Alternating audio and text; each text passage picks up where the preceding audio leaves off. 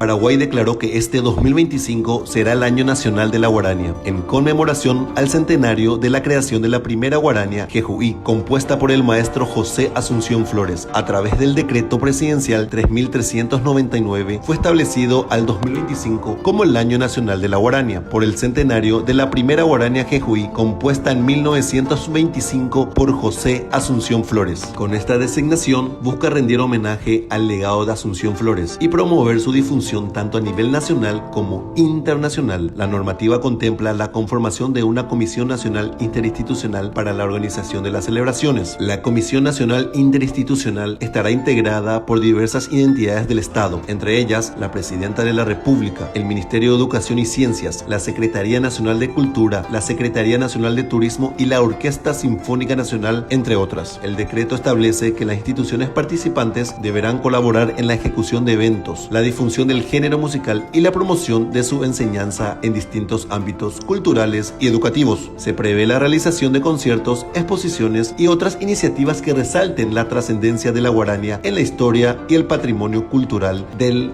Paraguay.